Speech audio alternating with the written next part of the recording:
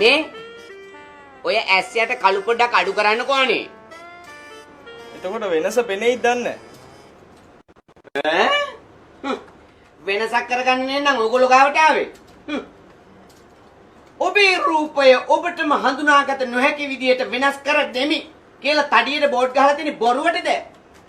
නෑ මං කිව්වේ මේ අනිත් මූණේ අනිත් තැන් සාමාන්‍ය විදියට තියලා ඇස් විතරක් සුදු කරාම මේ වෙනසක් පෙනේ කියලා. ඒකට ඉතින් උත්තරේ මොකද්ද? මූණම සුදු කරහන්. එහෙනම් බ්‍රයිට්නස් ටිකක් වැඩි කරමු.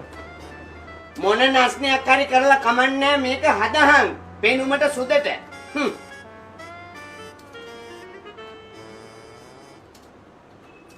මේ ඕක මම බඳින්න ඉන්න කෙල්ලට යවන්න හදන පින්තූරේ. ඒක නිසා වැඩේ කෙරෙන්නම කියලා හිතාගෙන කරන් ඈ.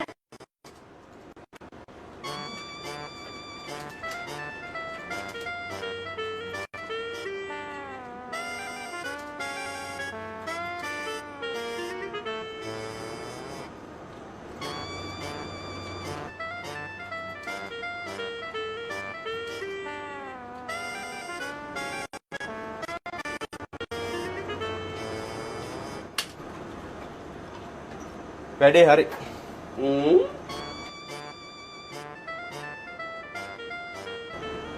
හරි නේන්න. ඔය ඉන්නේ ජම්බෝල ගෙඩිය වගේ. හරි. දැන් ඔයා ඕක පැත්තකින් තියන්න. ඔයා ගාව තියෙනවද හින්දි නළුවන්ගේ පින්තූර?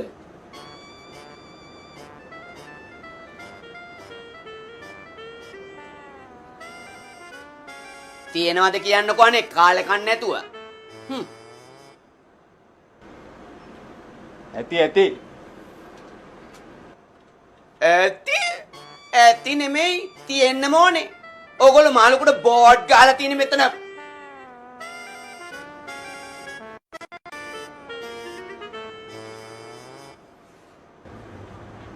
තියෙනවා මිස්ටර්. මොකද්ද වෙන්න ඕනේ කියන්නකෝ. අන්න එහෙම සීදේවි කමට කතා කරන්නකෝ අනේ. හරි. දැන් ඒ හින්දි කොල්ලන්ගේ පින්තූර එකින් එක ගන්න. හැබැයි කෑලි බෑලි ගන්න නැතුව සම්පූර්ණ සර්වාංගෙම ගන්න ඕනේ. හොඳේ?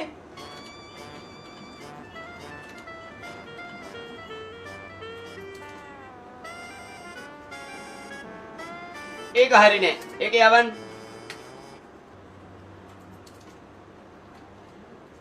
ඒකත් යවන්න. අපෝ ඒකත් යවන්න. මේ නළුවෝ දානේ යවන්න. යවන්න. අන්න. තියන්න. ඒක තියන්න.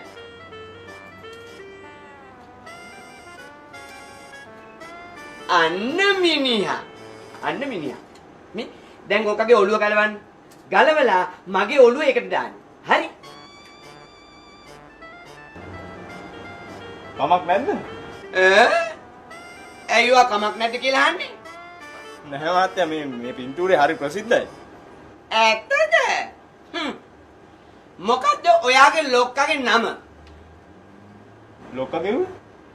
ලොක්කා කිව්වේ මෙතන ඔයාගේ බොස්ගේ. හැරි.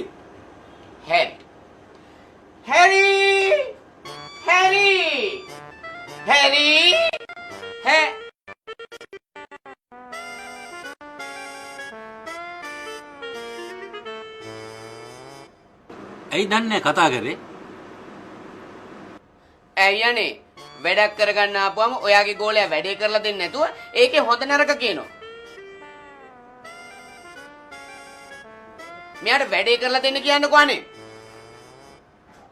පඬිතුයා දොවි කස්ටමර්ට ඕන විදිහට වැඩේ කරලා දෙනවා. ඒකනේ අනේ. අපිටත් ගෙවල් දොරවල් වල හෙනට වැඩ තියෙනවනේ.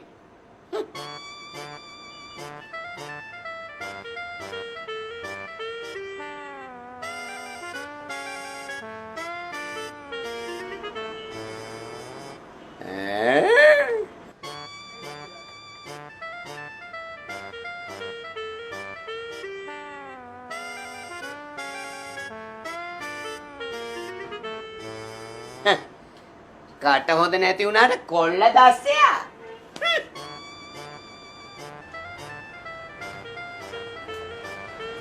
හරි.